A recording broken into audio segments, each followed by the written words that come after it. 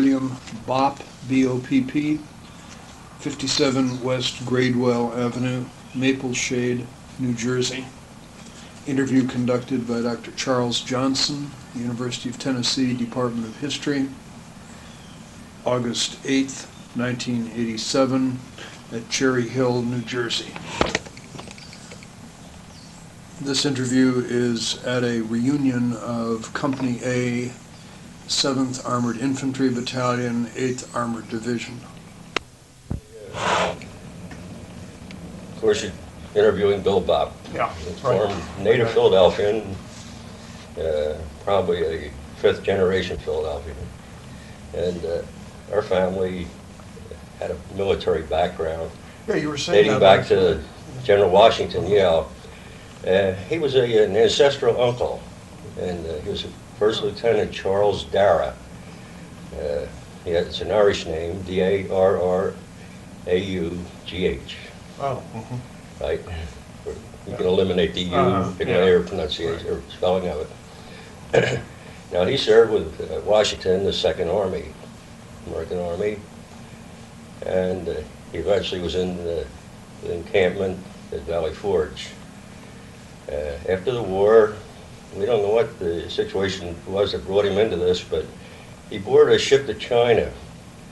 And while they're going to, en route there, they were going, I don't know what route they were taking, but they're going through the Mediterranean, where he died and was buried at sea.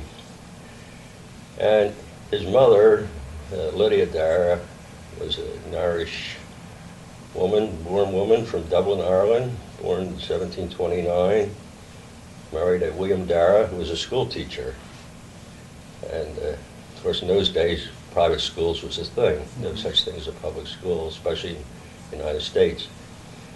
So shortly after they were married in Dublin, they did a Friends Society ceremony, and they had witnesses that numbered 56 people, whose names I have.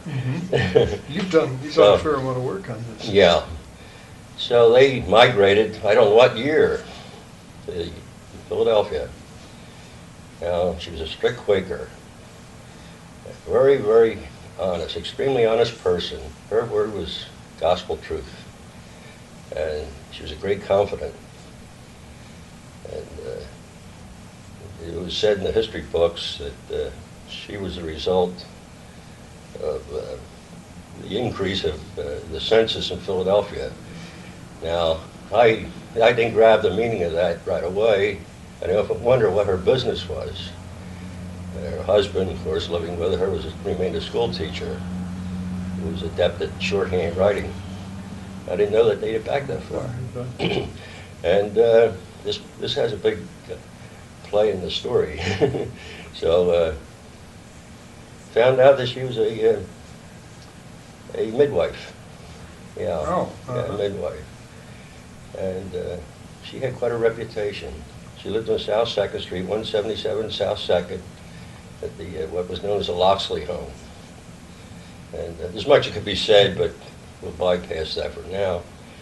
But General Howe, Sir William Howe, who lived across the street, and who was a passing note, was known to be a homosexual, used to plan his meetings, military meetings, in her large room that she had to accommodate them in her home. And she had devised a means of listening in, eavesdropping. And she had this large closet with paper-thin wall. And when they would go in there at night, after they felt everyone was asleep, she would listen to what they were doing and how they're going to plan their next attack on Washington's army. And she was concerned because her son was there.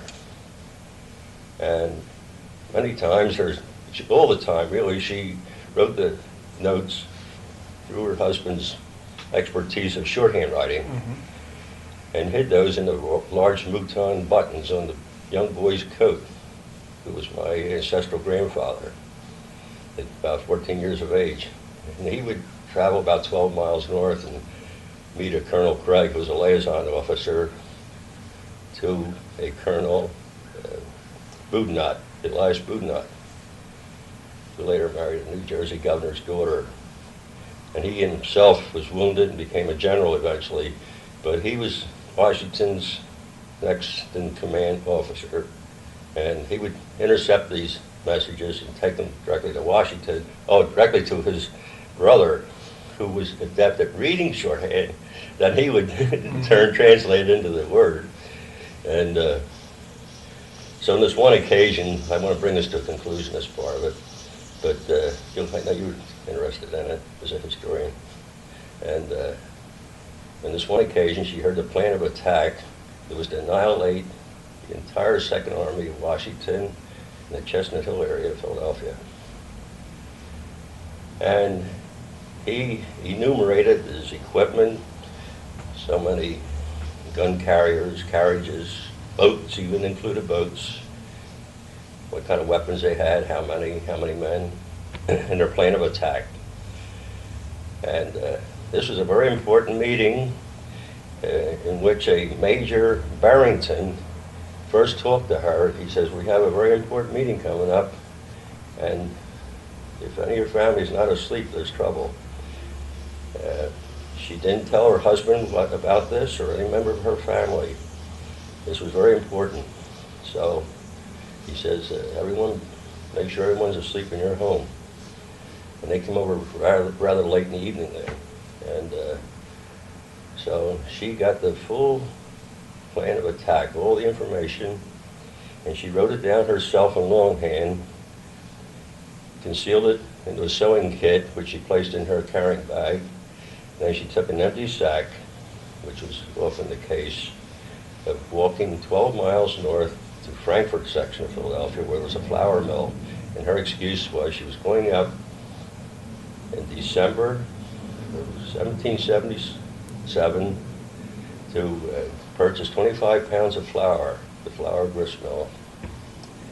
And she walked up, got her past the sentry gate, and said she was going for flour, and visiting relatives who were keeping part of her family. And they passed her by. They knew Mrs. Dara quite well, and they said, "That's all right."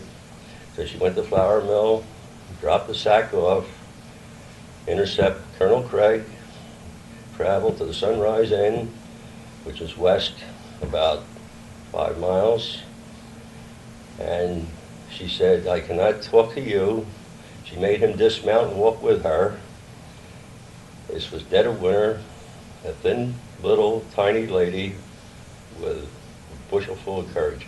Who had her son in the Army? Yes, and she met Colonel Boudinot, and he said, "Mrs. Dara, I never met you before." He says, "But your reputation is well known, and also your son's." And he says, "What do you have?" She says, "I have very, very important information." And he says, it really means the survival of your army. He took her in the tavern to a private room, and she disclosed all the information, gave the written information. And as a result of this, they were ready for this plan of attack. She hurried home that night. And her entire trip, I guess, probably took in close to 20 miles, 24 miles. She wasn't really dressed for the trip. Didn't have the clothes, I don't think, keep her warm. But her heart kept her warm, I guess. She made it back. Her husband still didn't know what happened. Didn't know she had left the house. And she sat by her front window the next day in the evening. She saw all the military equipment leave, all the men, and she probably slept maybe a few hours. And when they came back, they were a very bedraggled group. And Major Barrington came to her home, and the British were well beaten. The losses were many times out of the Americans. There were losses on both sides. But the Army was saved. There was 13,000 men involved in the American Army.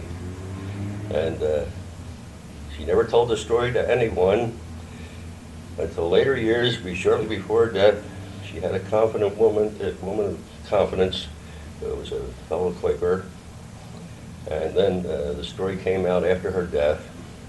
And in the city of Philadelphia right now, as a by note, there was a school named after her and also a street in Philadelphia.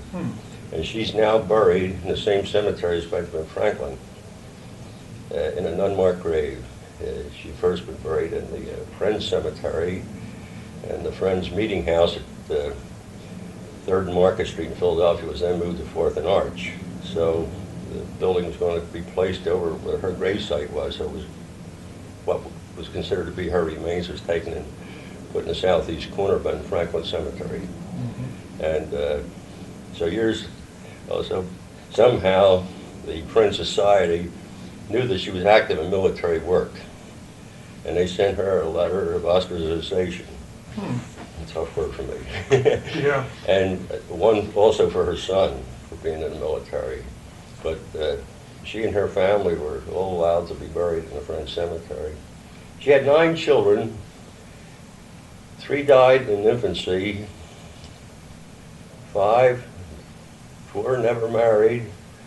1 married and was married to 3 different men, being a widow in each case, never had children.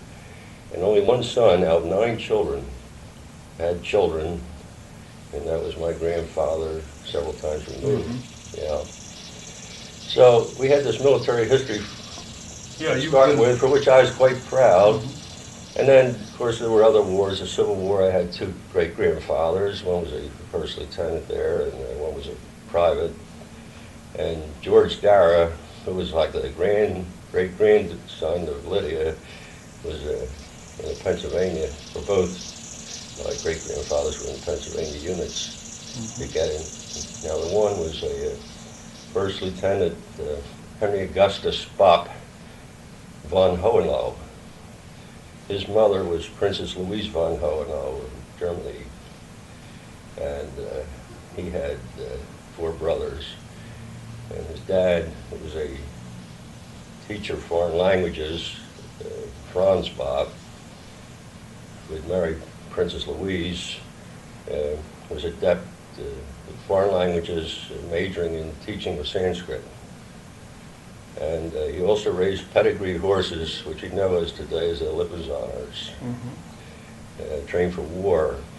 So my grandfather, it was over long before the Civil War, to get away from the oppression of the government over there. His mother had been ostracized by her family because she married a foreigner, although he himself was accepted by his grandparents. And many times an eyewitness to this occasion was a woman in Holmesburg who knew my dad as a little boy, who came from the same province, and said, "I saw your grandfather and his brothers, 4 brothers, taken by the royal carriage back to the palace to visit their grandparents." Now, Henry came over. I don't know her first name, but he married into a well-known Philadelphia American family, the Schlesingers, who were Jewish. And the name never got publicized amongst our family circle because of the Jewishness. So my great-grandmother, Schlesinger Bopp von Hohenlohe, was a Jewess, which gives me Irish, German, Pennsylvania, Dutch, and Jewish blood. You got a fairly mixed background, don't you? So genealogical study of that could be found in the Historical Society of Pennsylvania books. So with that background, we had the Civil War. Nobody in our family was in the Spanish-American War. Several members were in the World War I. And I had one particular uncle, of which I was very proud, my Uncle Rufus K. Hill Bopp. And now at this point, you're wondering if our family had riches. We had rubies and bags at home because of our royal background and whatnot. Such was not the case. My great-grandfather, who had his horse shot, his horse, by the way, was sent over by his father from Germany. It was an all-white steed. His name was Billy, and he had a gold heart on his breast. And he was shot from under my grandfather at Gettysburg, Battle of Gettysburg. He was serving under General Sheridan. And what happened to him or where he is buried right now, I can't say. The family felt more or less ostracized this man because marrying into a Jewish family, he had a son and a daughter. They attended the balls in Philadelphia. She was almost like a debutante, Aunt Carrie Hill. And I knew her as a child, and she had given me a picture of my grandfather, great-grandfather, as an officer, that he had painted himself. He was a fresco painter. He painted fresco walls in many cathedrals in Germany before he came to the United States. He was an artist to some extent, great extent. And now his son, Frank, was my grandfather, the parent of my own father, William. Now, my grandmother, Bopp, and my grandfather, Frank Bopp, the gentleman died long before I was born. He was 37 years of age. He was a paper hanger by trade. He died in 1897, is buried in the Northwood Cemetery of Frankfort, Philadelphia Northeast section. He died of tuberculosis. He left a woman with 6 children, penniless, living in poverty. He was put in a pauper's grave by a friend who owned this gravesite.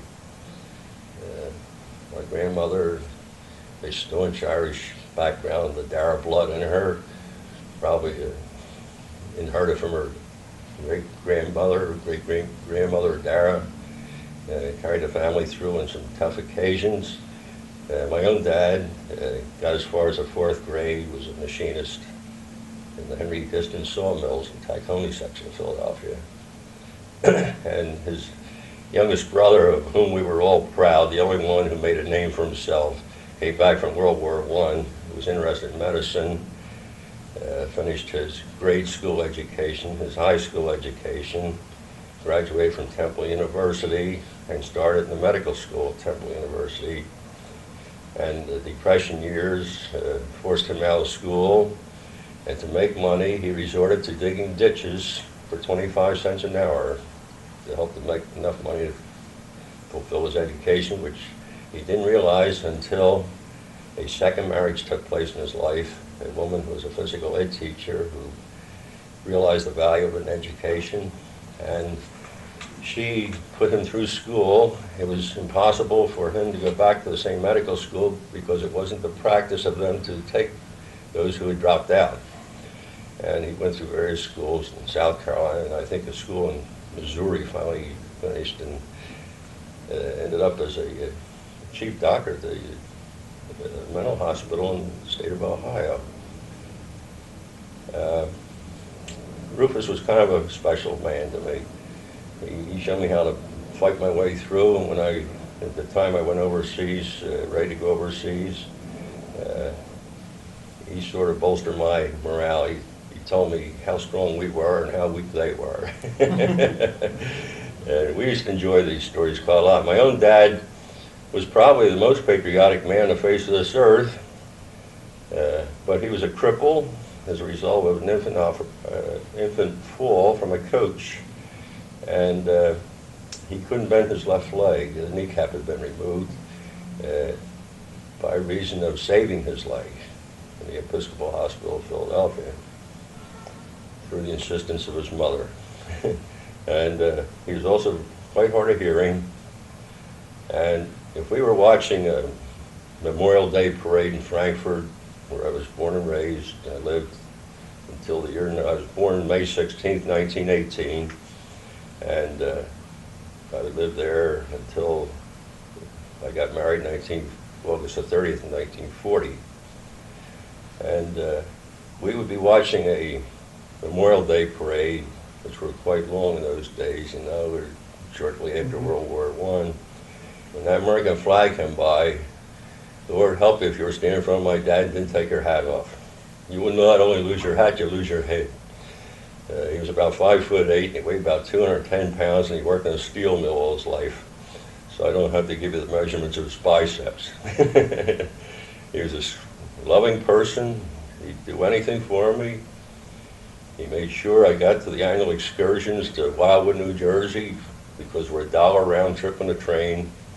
He made sure we always sat on the third car of the train because the cinders would pass over your head at that point. And they don't ever sit at the end of the train because the cinders come in the window. Make sure you brush the seat. Then when you get to the line, take note of where all the drunks were laying on the seat. Then go around and watch all the dimes and nickels that had fallen out of their pocket while they're laying there, and that gave me spending money after I got there. We would have to take the ferry boat over from Philly over. This is just an added story. And sometimes we get down with our old banana basket and a potato burlap bag, and we were equipping ourselves for bringing crabs back, which we go crabbing. And we come back and we get on the ferry boat back from Camden, New Jersey to Philadelphia shoreline, where we get the elevated train that takes home. And we'd be on a ferry boat sometimes, and the crabs would be crawling out of the basket going around. It was funny to watch us going after crabs. They're as fast as we could pick them up, put them back in the basket, like others would escape, you know. And it was quite a happy occasion to look back on now. And so as life went on, we came into where I got married. I gave you the date, to Eleanor Tworslow, who was Polish. Both her parents came from Poland. She had 5 brothers. One who worked his way through school by stevedoring weekends, Frank.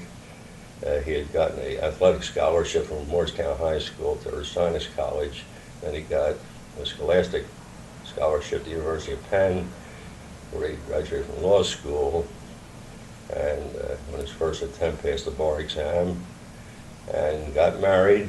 And when he came back from his honeymoon, this is kind of a lead-in story to what happened in my own life, conscription was born. Prior to the drafting, prior to Pearl Harbor, we had a conscription period where unmarried men, or men without children, who weren't enlistees or volunteers, were conscripted by virtue of a lottery drawing, and I was not eligible at the time because I had just gotten married about 3 months before the deadline. And but Frank, he delayed his marriage because of his schooling. When he came off his honeymoon, he was grabbed by the United States Army. He became Private Francis Rodney Tworslow, sent to Fort Dix, given a broom handle, and this is the way they start their training. And he was with one of the younger Rockefeller sons, who was also a private. I don't know which one it was. It wasn't Nelson. I believe it was another one that became the governor of West Virginia, I think, right? And he was, so then in the meantime, I had gotten a job after my marriage, no children in sight, 1 full year plus 2 months, I started with the Philadelphia Transportation Company, working on the trolley cars. Much could be said about the trolley cars, but I'll eliminate that. But while I was working on the trolley cars, I would be one Sunday morning, which none of us will ever forget. They always say, "Remember Pearl Harbor." We always say, "Where were you when Pearl Harbor hit?" Well, where was I? I was on a 2-man trolley car. I was westbound on Girard Avenue in Philadelphia. I was headed from the Frankfurt Arsenal to 63rd and Girard Avenue. We were pulling into a transfer point known as Front and Girard, where the Market Street Frankfurt elevated trains run. And a gentleman came aboard our trolley car one Sunday morning, perhaps around 11 o'clock, earlier than that, on December the 7th, 1941, excitedly declared Pearl Harbor had been attacked by the Japanese. Well, this was very alarming news. It had to be clarified in my instance later as to exactly where Pearl Harbor was located. I didn't realize at that time it was in the Hawaiian Islands area. And but it meant much to me by the time I read the evening papers, and I began to think how I stood, militarily speaking. What would happen now? And Franklin Roosevelt, will never forget his radio talks. They were terrific. Everybody had their ears parked by the radio. Of course, television wasn't in the picture. And we had our Atwater Kent. We had a deluxe model that had an outside speaker sat on top of it. Yeah, it was, in those days, an Atwater Kent radio cost $120. My dad was making perhaps $25 a week as a machinist in a steel mill. And we bought the Atwater Kent on the basis of paying $1.25 a week. And by the time the radio was paid, we replaced the tubes a few times and things. But this was great. And this was our means of communicating with each other around the country at that time. And so I gave this thought of the military, a lot of thought, in fact. And the government set up deferment policy that if you were in a defense-situated business or trade, that you were deferred, and put in various classifications as to the importance of that defense job you were holding. And mine wasn't a strict defense job, although it was in transportation. And the only restrictions that prevailed at that time were that women could not work surface operation vehicles, nor could black people. You know, it's not that I'm an advocate. Whether or not they worked at that time, it didn't bother me. I never gave it much thought. It wasn't soon after that I gave it much thought. But I had been raised in a neighborhood that was precisely 50% white and 50% black. And I had no problems. The word segregation meant nothing to me because we practiced it. And we had no need to use the word. And I never became familiar with the word, nor did I know what desegregation meant. Prefixes were entirely foreign to me. I was not an English class student of any renown. So where am I now? But my classification had varied over the next 2 years.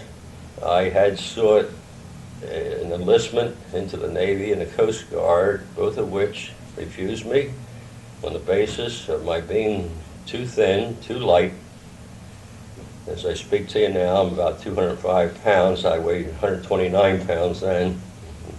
And I wore a rest-type glass. Now, I could have cheated, taken my glasses off, and passed the eye test very easily. But I had always worn them, had worn them for years. So on the basis of that, so they said, how about the Marines? Well, the Marines wouldn't touch me. And so I said, how about the Army? I says, well, the Army will have to call me. And as you'll find later, they did not disappoint me. Coming into the new, let's see, we'll have to talk maybe around March, I suppose. That became a kind of a time of decision for me. It looked like I would be refused by the military under any condition. My wife and I had been married, I'm talking of March of 1943. It looked like I said, I wouldn't be taken into the military. I was on a defense-related job. And we hadn't had any children by choice at that time, although I didn't practice any strict means of birth control. I was a Protestant actually practicing the rhythm system, which was very extremely dangerous. It worked out on our behalf. This is a fact. So one night in November, I would take it, or perhaps April, maybe I should change that too. My wife and I were together, as a man and a woman would naturally be when they're thinking of childbirth. And she obviously conceived. And I had to change the date back to April because on November 17, 1943, a son and daughter were born as twins prematurely, perhaps 6, 7 weeks. So that places in April maybe. And that looked very rosy as far as the children are concerned. I was working night work at that time. We'd moved back to Jersey from Philadelphia where we had had an apartment And because of the war situation, we want to be prepared for anything that might come up, any crises.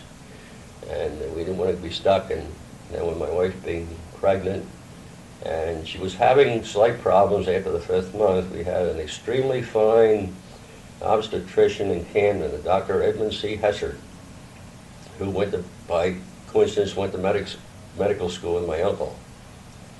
And he was a genius in the delivery room. And he was attached to the Hahnemann Hospital in Philadelphia. And this is where my wife was going to be headed. So on one day, her condition became somewhat precarious. But birth wasn't due for maybe 2 more months. And she had quite a swelling because of the carrying situation. She gained 43 pounds. And she was now developing a pernicious type of poisoning affecting the urinary tracts and things of that sort. She was taken in the hospital, kept there, and prematurely, during this period, when she was receiving blood transfusions, almost between life and death, the Army was seeking me. And the conditions, as of that moment, were very questionable as to whether I would be drafted. She gave birth to the twins. The girl was born first. The boy was not in position because of the expertise of the doctor. Edmund C. Hessert made it at midnight from Audubon, New Jersey, and he was at the hospital. And he manipulated the boy so he'd be born 45 minutes later, just before midnight. And 5 days later, I honored the greetings of the United States government to present myself at the United States Army at 32nd and Market Streets in Philadelphia at 9 o'clock in the morning to be examined for the service.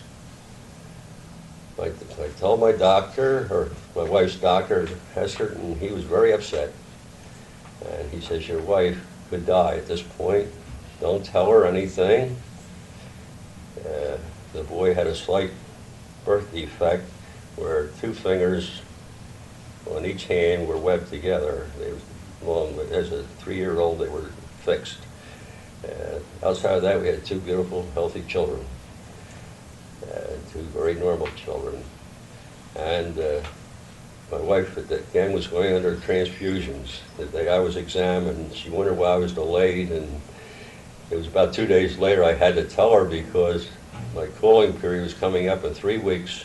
The doctor wanted me to get an extension. He wrote to her. I said, no, don't bother. The thing that disturbed me was I was making a decision too, in effect, by matter of principle of looking back at my family background, which I mentioned earlier for this reason. And I wanted to carry on. There was nobody going in World War II for my family.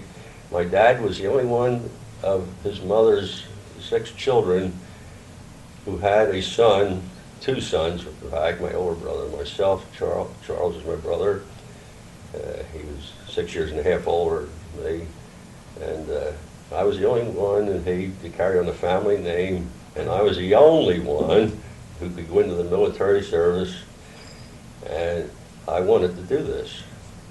But I had a responsibility with my family, but the government decided for me.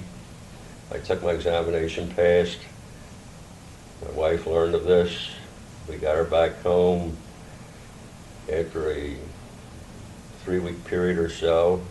Just before I was to leave, I had a 10-day extension came through, carried me over the first of the year, and one of the children was not heavy enough to be brought home.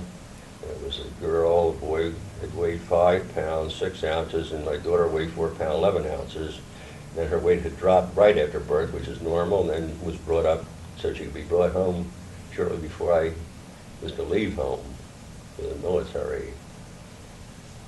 We were established as a family in my wife's parents' home, and without them, I don't know where I'd be right now, or right then, as far as the finances and things go. My job as a transportation operator, paid adequate for a man with my educational background. I felt privileged, and I felt I held a good job, really, for what I was doing. And we were well paid. But to have that pay, dropped off and cut off, it meant much. My dad, father-in-law, was a stevedore foreman who made good money, and they were very family-oriented people. And my own dad, of course, was very much interested in our children and did what he could to help out. And so I had that secure feeling when I left home that she was being cared for. By people who cared for her. Yeah, and cared for her. And this was very important, very important. So having been married now past 3 years, I began to feel like an old married man who was going into the service. And as I took inventory of those about me, I realized that they were in like positions. There were men of my age, and there was young boys just out of high school. There were those who start their formal education, and this hurt them very much, of course. I'd taken the Army entrance exam, and apparently I seemed to do all right, and I didn't learn my score at the time. I didn't inquire about it, which I spoke to you later about. And this isn't all important, but it put me into a special Army training school in Fort Riley, Kansas. And Fort Riley, Kansas was the elite of the camps. I only knew this chapter now. And when I got out there was Oleg Cassini, who was married to the movie star. His name has left me, and they've since divorced. There was the boxing champion of the world, Joe Louis, out there. I never saw him. He was out there in the physical ed training. And there was Mickey Rooney. And I can't think of Oleg Cassini's wife at that time. A beautiful girl, too. She was actually expecting a child. And he was rather an awkward person. He's, of course, a clothing designer, renowned. And he didn't know whether, if you saluted him, he wouldn't know whether to return the salute left-handed or right-handed. But he did know his women's hemlines rather well. And it was a school that there was a gentleman named Boswick. He was a world champion polo player. Now, these people who came from the society circles of the country, mainly from the East, who had like ponies, this was a horse cavalry school, basically, and these people became officers, and they were allowed to bring their own steeds out there. And at that time, there was a man who just made brigadier general named Eisenhower, had a pony there that was almost a boyhood pet of his. And I had to tell this now because it's related to a type of duty you had. When you went to Fort Riley, you pulled 3 kinds of duty. You had the usual KP duty, and you had guard duty, and you also had stable duty. Now, the stable duty had a special aroma to it, and it was a very important duty. And they stressed that when you went in there at night and looked over those horses on your night run, you were off 3 hours, or off 2 hours, you'd be on an hour. And you had to go through these stables and check each stall and make sure all the boards were right. There were no splinters showing. The horses were quiet, nothing there to disturb them. You were trained how to cover their head in case of a fire, lead them out into the corral. And then the great part of that job was, as daybreak came, all the horses were put in the corral, and you had the privilege of going in with pitchforks and shovels and cleaning out all these nice stalls that left you with a special aroma, that I spoke of. And what happened here, you, of course, couldn't wait to get back to the barracks at the morning, that duty conclusion and take a shower and whatnot. And then you would go at night and you go up to the USO club and you'd be writing letters at home, and then the band would start playing and you'd seek out a dancing partner, and after the first 30 seconds the girl would be on your shoulder and she'd be sniffing the air, and she says, "Oh, were you on stable duty today?" And she would seek another partner. So we decided every time you had stable duty, you might as well forget about going to the USO club to dance with the girls, who were really very congenial, but they just, after all, you know, you can't expect them to put up with this much. So I attended armor school there under a Lieutenant Kovacic, and we had a Sergeant Baker who was a Kansan, who was the sergeant, tech sergeant, and he was an armor expert. Now, an armor, of course, is a man who tends to weapons, the military weapons, anything from a .45 caliber pistol through your M1 Garand rifle to the 30 caliber carbine. We studied the various machine guns, the Thompson submachine gun. We had what we called the grease gun, the 45 caliber grease gun. It was a cyclic rate of fire was rather subdued as compared to a normal machine gun. Type gun, you could select 2 shots, 3 shots at random. And then we had the 3 types of 30 caliber machine guns and the 50 caliber machine gun, and we had the 37 millimeter cannon.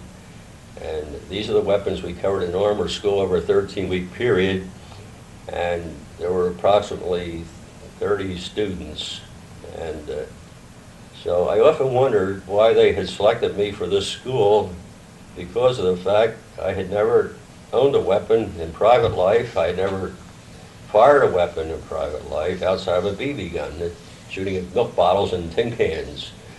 And but I was in a position to serve the armies, to serve the country, to serve my family, and to bring honor to all of these places, folks, country, and I made the best of it, and I did the best I could, and of course graduated from the school, becoming acquainted with all the cyclic functioning, the disassembling of the weapons, repair weapons, the firing of the weapons, becoming expertise in all of these.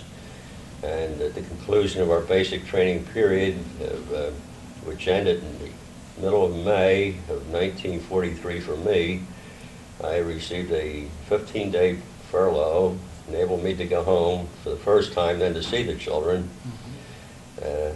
who were quite developed at that point, surprisingly to me, you know. And it was a warm feeling I had, and I had to look forward to the sad feeling of leaving them again, and going down now to South Camp Polk, Louisiana, arriving there June the 1st, 1944. Now, in a personal history, I said this had to be one of the darkest days of my life. I'd gone from a camp that was would be considered the sublime, going to the ridiculous, which would be Camp Polk. The humidity, the heat of June the 1st in Leesville, Louisiana was absolutely devastating. I'm a summer person, but I can't take the extreme heat. And I don't mind the cold too much if I'm not working out into it, well, too many hours. So I had become quite a physical specimen when I was at Fort Riley.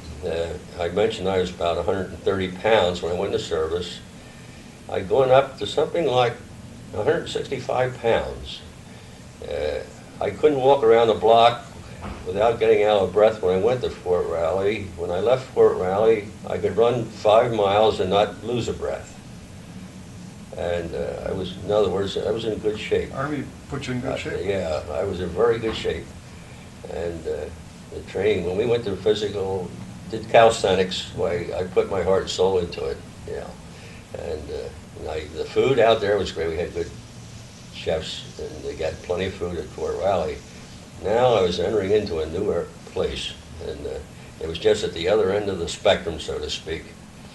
Well, one of the fellows had purchased a Life magazine for June of 1944, at which time I entered Leesville, Louisiana. And the featured article was venereal diseases, and they were rating the various cities and towns across the United States, and Leesville was the most likely spot in the entire United States where you could pick up syphilis. And that was very encouraging news to me. Not that I had any thoughts of going out and seeking prostitutes or anything.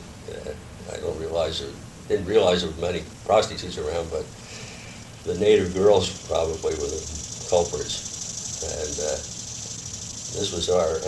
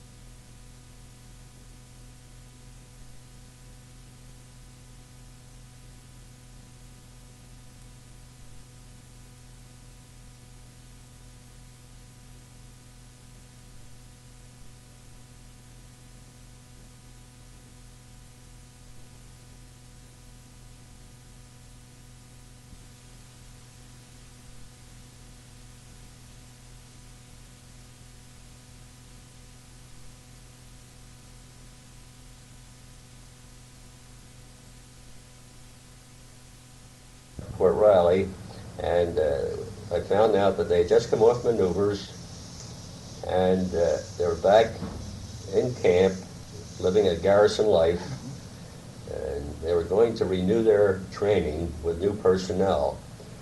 Now, we're speaking of June the 1st, 1944. We're coming very close to a very important day, meaning the entrance into the Normandy beachhead across the English Channel when we first got into the European continent. And I was sent into a company, a 7th Armored Infantry Battalion, commanded by a Colonel Arthur B. Poinier, and he's a 1939 graduate of West Point. He came from the state of Washington. And in our battalion were 1,000 men, roughly speaking, give or take 20, 30. We were 3 companies whose names were A, B, and C. We had a headquarters company, we had a C company. Each company had 200, each of the line companies, such as A, B, and C, had 242 men total personnel, made up of several squads of 12 men to a squad, each squad riding in their own personnel carrier known as the half-track, driven by a technician 5th grade, a T5 known as T5 corporal. And the squad platoon, or the Company A platoon, would be led by a 2nd or 1st lieutenant. The company commander was a captain. Platoon leaders were 2nd lieutenants. Tech sergeants were the platoon sergeant. Staff sergeants were squad leaders. Buck sergeants were assistant squad leaders. And you had your T5 driver and your riflemen, watermen, machine gun men, heavy, light. And you had your infantry company. 5 line companies, service company, and headquarters company. Headquarters company consisted of personnel from battalion headquarters, technicians, INR squads, or later known as suicide squads, intelligence squads, reconnaissance squads, and there you had your battalion. A company consisted of an unusual group of men at this point. The younger draftees were trained as divisions, mostly of all consistently the same age people. And they would go overseas, and some went into Africa and whatnot. Like there was a 7th Armored Division went over, and practically that whole 7th Armored Division consisted of men who were trained in the 8th Armored Division. Then when they went, this left a big vacancy, then replacements would be sent in, and the 8th Armored Division was again trained for combat, not knowing whether they go to, now this was division, sometimes we go to the South Pacific, Australia, places like that. Of course, the European battlefield, as far as Americans were concerned, hadn't opened up quite, at that point. And so this happened on, I think, 2 occasions. So the ones who were never sent out had been in training for like 2 years. And they were so fed up with bivouacs and 25-mile marches and going through the rifle range tests, shooting at the target, and it was kind of a demoralized outfit. And then the men coming in, they came in from Fort Riley. I had several who went down with me from Fort Riley, Kansas, and they into the 8th Armored Division. And there were many came from the Army Special Training Corps, who were fellows who were in the various universities taking special courses. Some came from the Air Force. They were surplus personnel, now considered in non-essential positions, and they were fodder for the replacement category. And of course, this took in many of the friends that you met here, McDonald and I can name a whole bunch of them.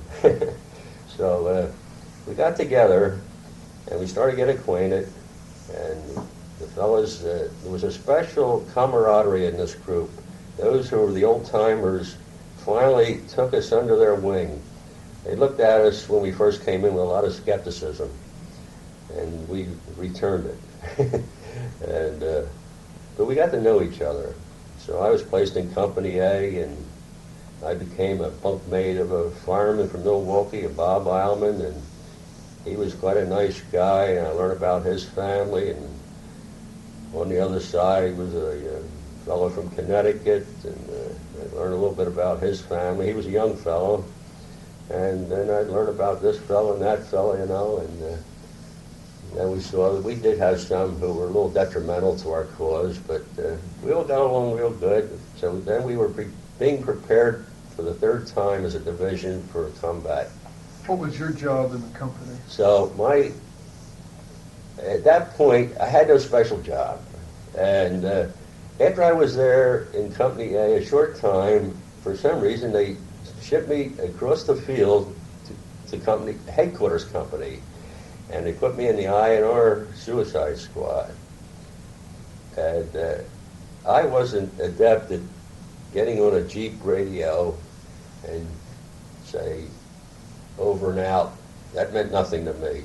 I didn't seek to command anybody. I didn't seek to be a man of authority. I just want to be G.I. Joe. I was very happy with that. And I want to make sure I learn to protect myself for future reasons. And so while I was over there, it was interesting because I had a family picture sent to me of my wife and the two kids. She was holding one in each arm, and she had a frame. It was like a 5x7.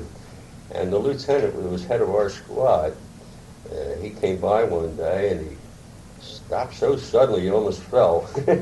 And he says, Private Bopp, he says, "That's your family?" I said, "Yes, sir."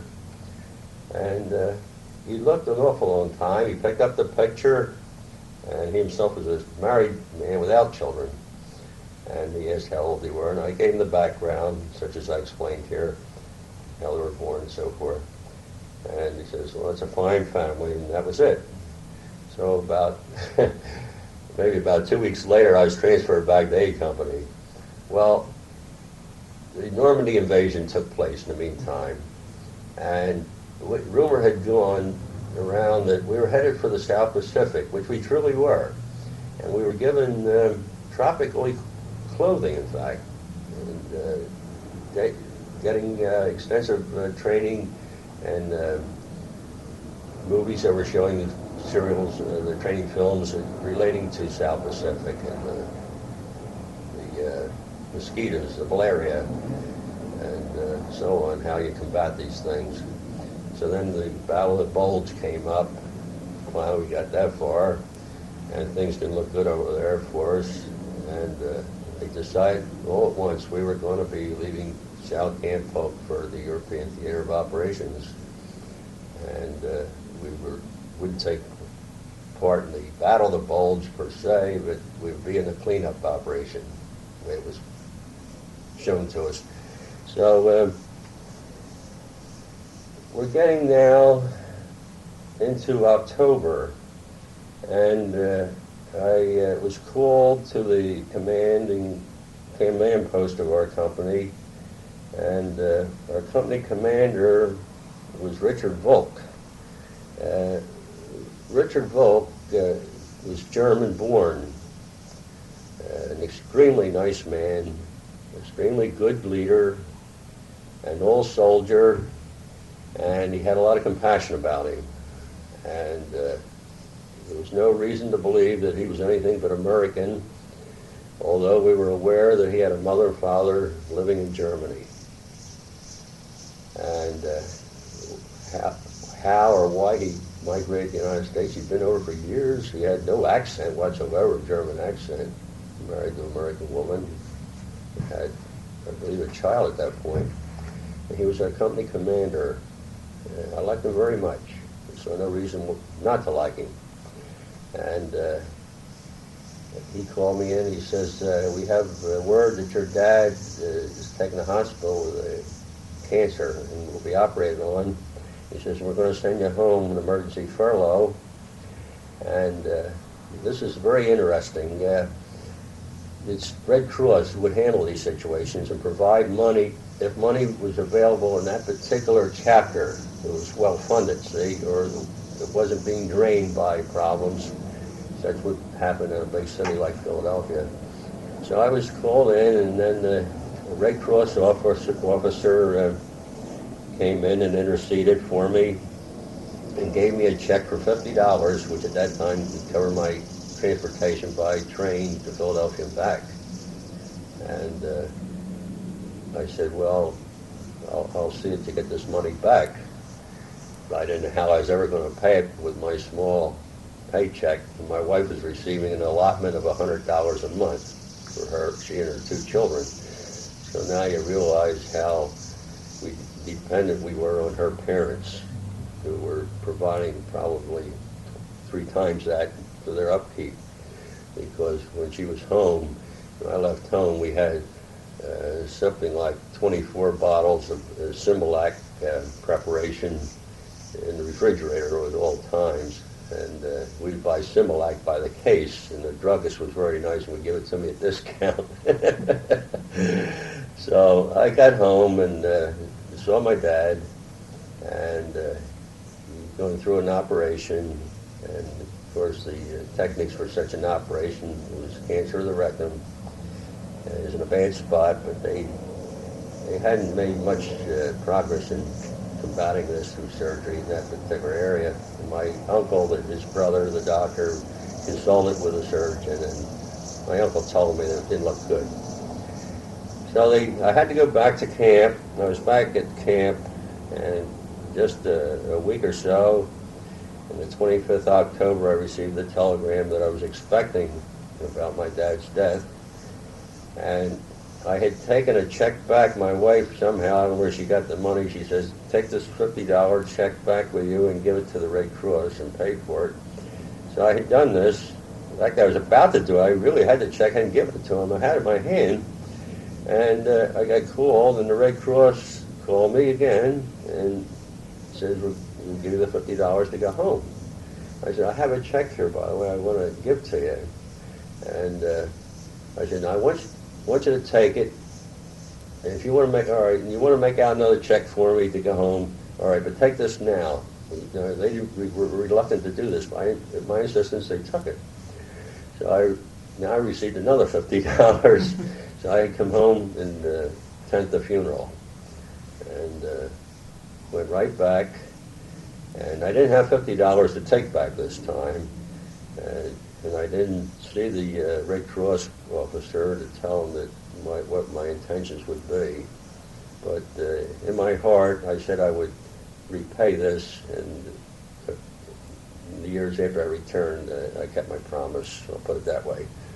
And it was only a very short time. I guess that was now, I was hardly back at about 3 days, and we were shipping out, going up to Camp Kilmer, New Jersey, by way of the train. And there a short time, and I know by your tapes probably you know much about the Samaria, the HMS Samaria, a troop ship which accommodated our battalion in its entirety, I believe. And Company A was learning a new experience. The English were quite good to us. Among my friends was Manny Cramp, a Jewish fellow who came down for Fort Raleigh with me and who lived in New Jersey. He was in the appliance business in private life. And he was very much interested in the dice games that took place on the board ship. You hear much about those? Not yet. Go ahead. So we were on approximately, I think, 11-day journey. You may have heard otherwise. 11 days it took us on a zigzag course, going south through the Gulf Stream. The weather was quite good, warm for this time of year at sea, but not too rough, only about 2 occasions. I'm not adept at deep sea fishing. The last time I got seasick, I was crabbing in New Jersey about 25 feet offshore in a rowboat. So, and if I ride a ferry boat that shakes a little bit, I might get a little seasick crossing the Delaware. And I'm not exaggerating. Yeah, I'm very touchy with that sort of thing. But we were aboard ship and we had our experience of seasickness. But we occupied ourselves with dice games, poker games. Everybody seemed to have some money. I didn't have much personally, but some of the fellas had quite a bankroll. And then they were, again, I use the word adept so much, you'll have to forgive me, but rolling the dice. And not adept, I should say luck, perhaps. Who knows when seven's going to come up, the right occasion or the wrong occasion. For some, it came up at the right occasion. And I remember Sergeant Potticary, who made 17 straight passes. And he was a Chicago fellow who was killed in action, unfortunately, our first week. And the crap games in Crete were very large. And the pots at times were $100, $200. And then the games, the game locations, I'll put it, decreased as the money started to end up in fewer hands. And so one of the fellows who was quite lucky was Manny Cramp, and money meant nothing to us at this point. We thought, well, if you got money, you're going to spend it the first chance you get, because you never get a chance to spend it on the way back, if you're coming back, which was the question mark. And Manny was very good to me, and we, through the grapevine, found an English sailor board who had access to the mess hall, who furnished us with nice meat sandwiches. Meat that wasn't mutton. Mutton, which we saw much of, and orange marmalade, which was in abundance. We had good bread for some reason. We had good hard-crusted baked bread. That was good. We slept in hammocks. It was a stretched net-type hammock I had. I think they had the solid canvas ones also, one on top of the other. And that kind of helped me to combat my seasickness, because being on a hammock kind of rolled the boat. And then by laying on my back, that kind of kept me quiet. And then when I wanted to go upstairs, if I didn't go upstairs, if I tried to sit upright down below deck, that's when it would hit me. See, so I'd run up steps and get up there as fast as I could, and then I'd be all right. Get into the activity of things, walking around, joking with the fellas. One little experience we had coming over, about mid-ocean, I guess, it was one of those chilly mornings, and for some reason, I don't know why, we weren't going anywhere outside the ship. They got us up for a 4 o'clock short arm inspection. Now, I don't know how far I could go with short arm explaining that, but this is when you're completely undressed and your genitals are examined very carefully. They want to make sure that your last pass in New York didn't pay ill dividends. And our sole clothing for this inspection was putting on a GI raincoat. A GI raincoat wasn't the kind that you'd find in Macy's men's department. It was we didn't have plastic in those days. It was kind of rubberized fabric with a very rubberized lining.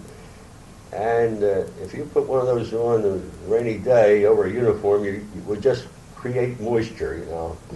But to put it on this cold morning when we went up on top deck, and this cold morning, 4 o'clock in the morning, and the wind blowing, it's there, we felt absolutely ridiculous. And the medics felt likewise. Well, it was one of our experiences. We did get into our port of debarkation off the channel there, and I'm trying to think exactly the name of that particular area where we came in. It's in here. And we were heading for the Tidworth Barracks, and we had no idea where they were, but it was a train ride of short duration, and it was a tent city. And we became quite comfortable here. The weather in England was typical English weather, as we read about often, being much rain, overcast, cool, getting into the winter time. And our tent city, of course, didn't have paved streets or pavements. It was dirt. And we set up a series of wooden planks for walkways, wooden pavements, in other words, we had, which would actually accommodate a single person going in one direction. So that if you came against someone coming the opposite direction, one of you would have to condescend to be a gentleman. And on one occasion, I remember I had just come from the shower that we had improvised, and it was quite adequate in a Quonset hut where we had good hot water fired by, boiler fired by soft coal. And I was coming back to my tent, which was probably a walking distance of a good city block and a half or so. And I was being encountered by a Major Mushigan, a West Point graduate, one of our battalion officers. And as I was about to put my foot off the walkway, he says, "Stop," and he got off and stepped in the mud and insisted I pass him. He's a West Point man, a real gentleman, I think. And I told him I would give him an extra salute, which he brought a smile to his face. But he was a man, one of the officers that you could talk to. And at this point, too, we found an atmosphere of relaxation between the enlisted man and the officer now. The officer in garrison in the United States, you held in awe a little bit. He might be even a younger man, but see, you catered to the point of respecting, of course, the grade. And this is what they said, when you salute an officer, you're not saluting the man, you're saluting his insignia, what he stands for, who he is. He's a United States Army officer, whether lieutenant or brigadier general or whatever. And the man himself may not be to your liking, but this you overlook, and it's very true. Now, shortly before we had left the States, I want to go back just a second to Lieutenant Volk. Nothing was ever said about Lieutenant Volk, his German background, aboard ship. He actually gave us lessons in German, and he wanted us, in the worst way, to learn German expressions. But he was relieved of his command just before we left the States and was replaced by Captain Joseph Sill Finley, Irish to the core, fine man. But I kind of leaned towards Volk. But we always felt, because of Volk's German background, Volk spelled V-O-L-K, that they felt there might be a question mark when we got on German soil. This was to be proven so wrong, so wrong. I could get ahead of my story, it wouldn't hurt, but when we finally reached combat later, Lieutenant Volk was the fiercest, most aggressive fighter who expressed a deep hate for the German cause. Not for the German soldier, not as we could, although we said we hated the German soldier, he was shooting at us, sure, we wouldn't love anybody shooting at us, regardless of who he was. But the German, what they had done, what we had learned, what we learned to be the truth and all, and he was concerned with his own parents. And he had earned, in 5 days of combat, aside from getting frozen feet and such fatigue, he earned a Silver Star. He was never promoted beyond a captain again, and later was involved with doing work, I'm trying to think of the word, but he got into the military government after the hostilities had ceased, and because of his ability to speak fluently and write fluently the German language, he was used, and he'd left actually the division. I met him later, and we had quite a chat. But our military setup in England at Tidworth was very unusual. The tents were lined up very nicely. We had good chow facilities, Of course, we're using our mess kits extensively now. On occasion, as a part of our training, we were being served K rations, C rations, to become familiar how to prepare them. This was just before preparatory to actually going into combat. We were getting our vehicles ready. They were being crated and shipped to us from across the channel. And then what we did, we utilized the wood crates to great advantage, not only for firewood, not only to refurbish our walkways, but we actually put wooden floors in our tents. To some extent, we had walls put up to where the curvature of the tent came down, giving us added protection against the cold of the early winter weather coming. And we had a very home-like atmosphere. And then the vehicles themselves, we had quite a lot to do in readying those, preparing the guns, getting the ammunition aboard, knowing the right place to put all these things so they could be grabbed very fast, and how not to do anything to malfunction the guns. And then we came upon an idea that perhaps we didn't have as many vehicles as we'd like to have, and we had already secreted aboard through some mean of disguise, or we kind of changed the orders that we had to in regard to the equipment.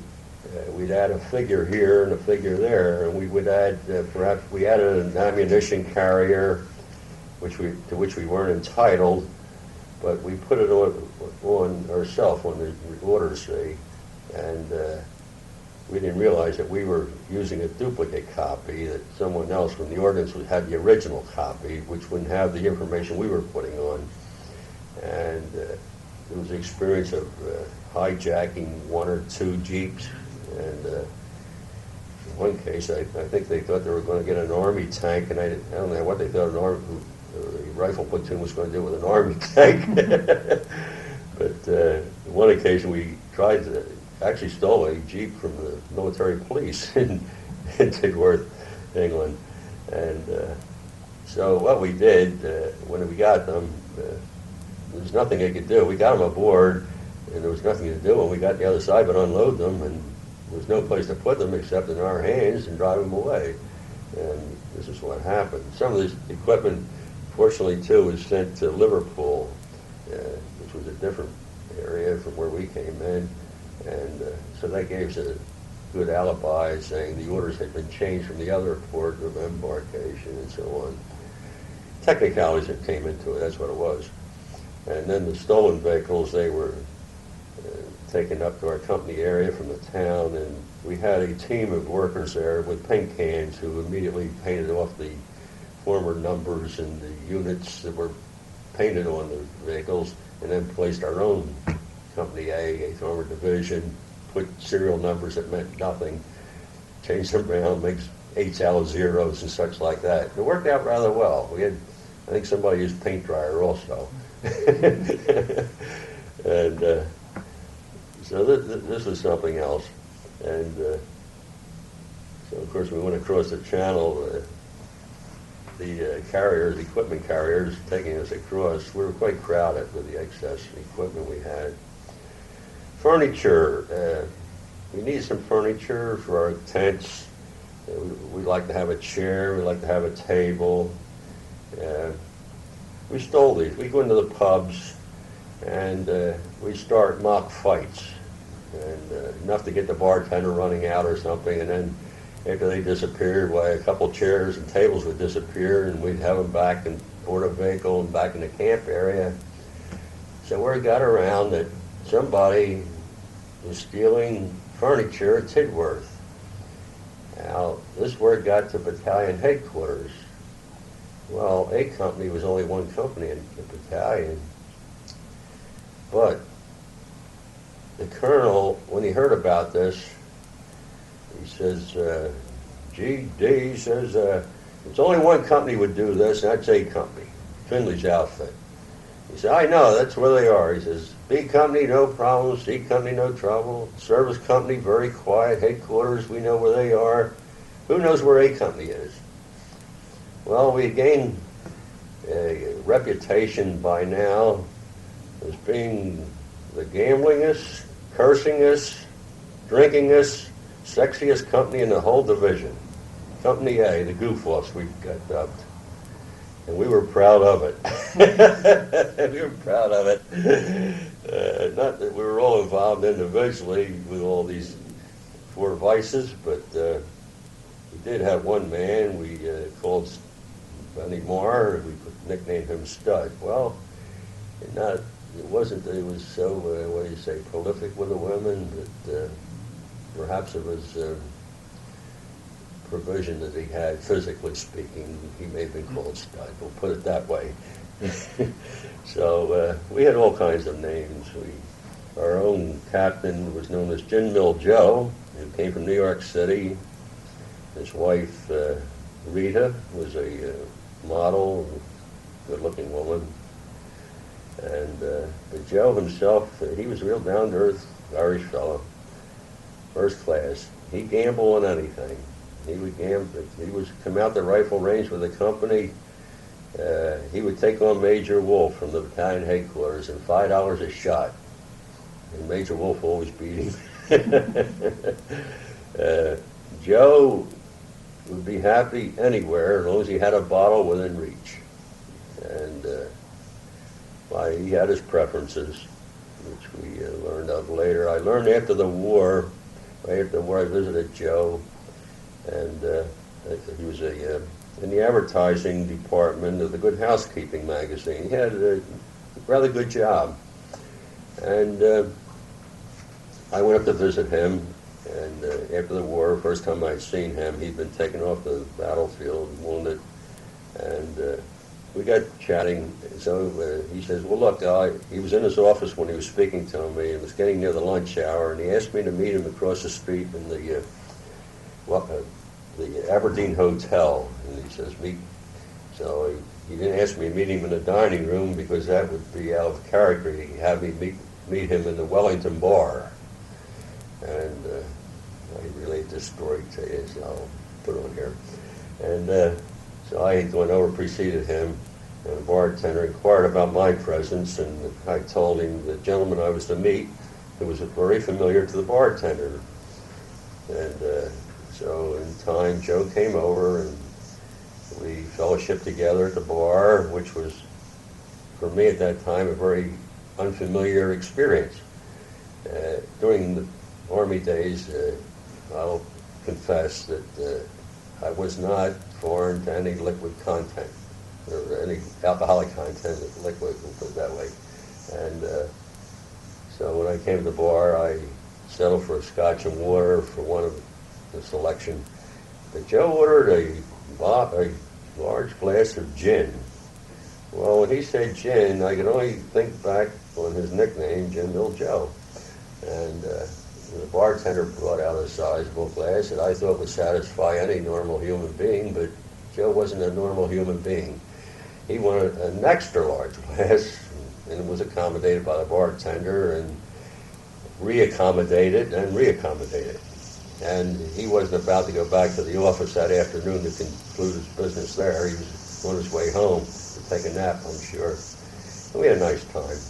And I only saw him on one other occasion, and that was in New York, a New York reunion of the 8th Armored Division, and it was somewhere in the 1960s, and we were at the Sheraton Hotel, and our executive director, Henry B. Rothenberg, an attorney of Chicago, as a director of the Division Association, asked me to be hospitable towards Joe Finley and Ian McLaughlin. That's a Scotch spelling, M-A-C-L-A-C-H-L-A-N.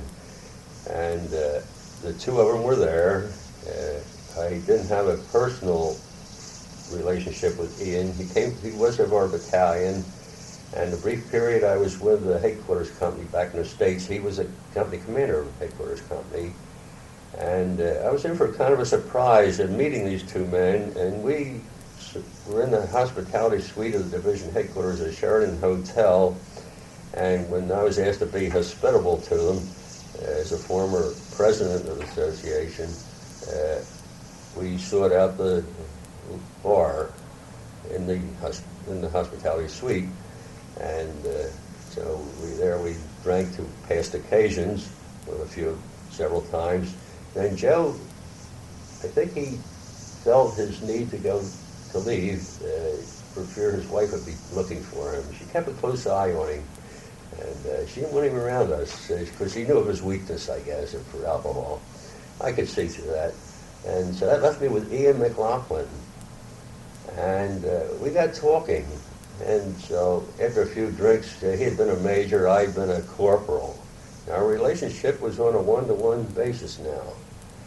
And this was typical of all Company A occasions. Whether Major General John Matthew Devine was there, he was my dad. He was no longer my commanding general.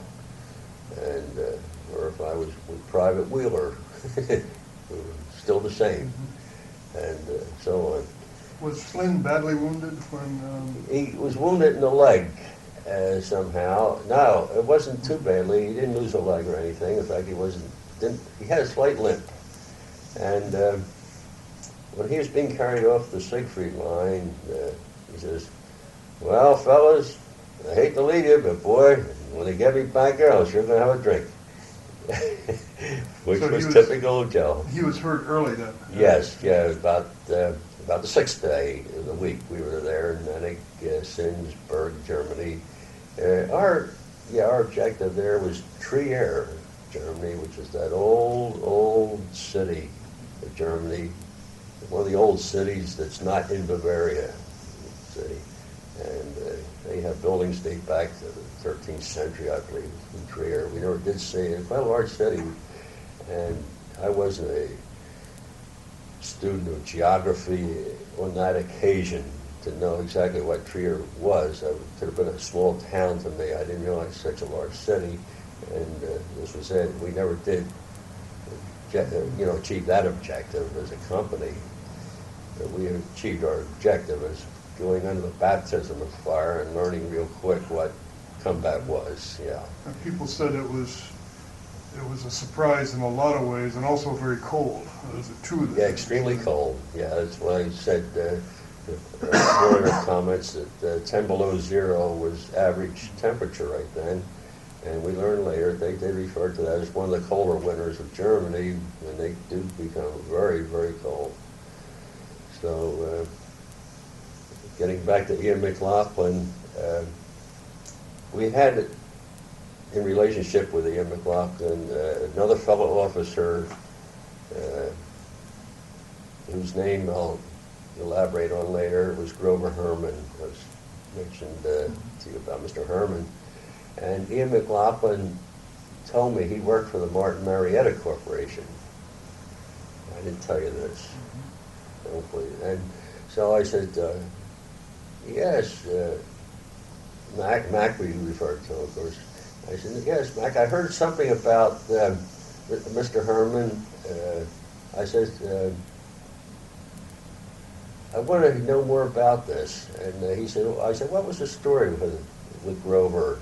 I said, I didn't know he came from such a rich background, his dad being quite wealthy. And he says, yeah, he says, he told us that any of the officers who survived the war with him would have very good jobs at the war's conclusion. He would see to it. And so I said, well, now I know Mr. Grover Herman is still living, the father.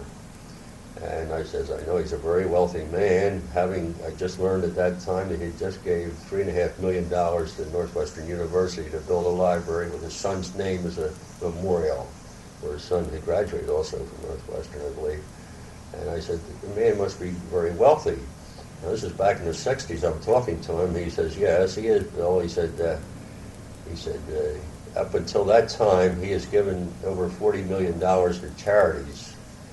Now, I'm going back 20-some years there. And he says he's a very humble type man. and he doesn't seek the limelight in any way. In fact, he seeks to avoid it.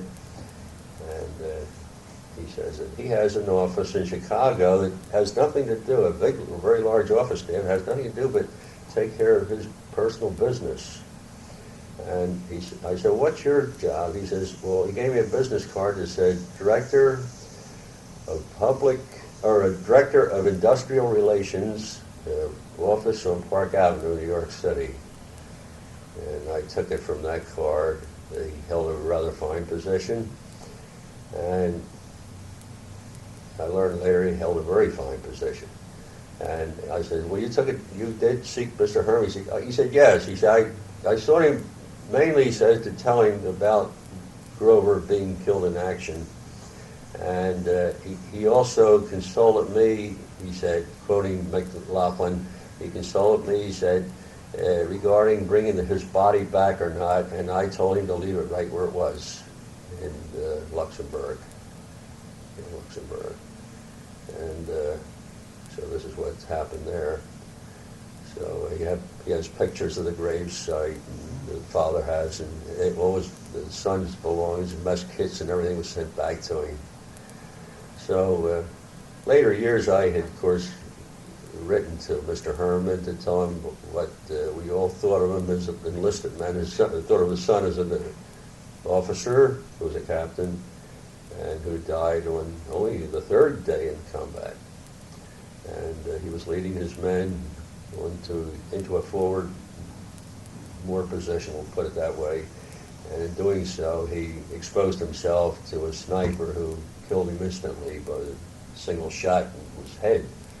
And this is when all the dreams of the officers of the 7th Battalion, Joe Finley told me later, he said, boys, when he dies, there went my dream of a good job.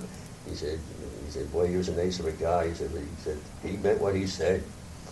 And of course, it would have been a fact that he would have hurt his father's position as chairman of the board of the Martin Marietta Corporation, I'm sure. And I would have invited him to our reunion. Everything on the house. That's the way it would have been, I know. And so now I went off my track. But getting back to Tidworth, we had many experiences there. And we were able to go in town, purchase little kerosene lamps, which we used to write, the light of which we used to write our letters home. Our letters were being rather severely censored, and we were very careful what we wrote. And if we weren't careful, Captain Finley was very efficient in reading letters, and he also delegated this authority down through the platoon leaders, the lieutenants, and even the first sergeant, we understood, was reading some of the letters and censoring them. And because of the volume of letters that was going out, we were, at this point, positioning ourselves to get all the news home, because we knew there would be very soon a chance we'd never be writing anything for a long while. And this proved us to be right. So I was a very prolific letter writer. And Finley commented to me over there, he says, damn it, Bopp, what do you got, a mimeograph machine in your tent? And but what I found out too, that these officers who were censoring my letters were censoring them, and at the same time getting the gist of the letter, learning of my feelings towards my family and what they meant to me. And I'm sure they got this feeling from other letters, but my family in some respects was unique to one officer in particular there, Lieutenant Morty Hammerschmidt, who also came from a wealthy family, we learned, in Chicago. And so I think this later was the means of me being put into a position where I was kept off a hot spot many times. See, I traveled with the company headquarters platoon, and then as soon as we would get a billet on occasion, whether it was in the combat zone or a rest area, then I would actually get into clerical work while the rest were cleaning up and whatnot. And of course I was cleaning up too, but I was helping with mail, I was helping with citation writing, and I was also doing building work. If we were about to come off a combat zone area, I'd be sent back to a town. I'd be given a Jeep. Of course, I'd be given a map and a flashlight, and it was up to me to find this town. And fortunately, in Europe, as we traveled about, this was interesting in World War II through Germany, they kind of goofed up, the Germans did. They left all their signs intact. And when they said a certain town, they pointed to a certain direction and gave the kilometer distance, they were accurate. We never was deceived. Very orderly people. Yes, and for the intelligence of the German people, their high command and all, they did these stupid things also. And I could never figure that out, and this was very helpful to me. And except on one occasion, they must have removed a sign that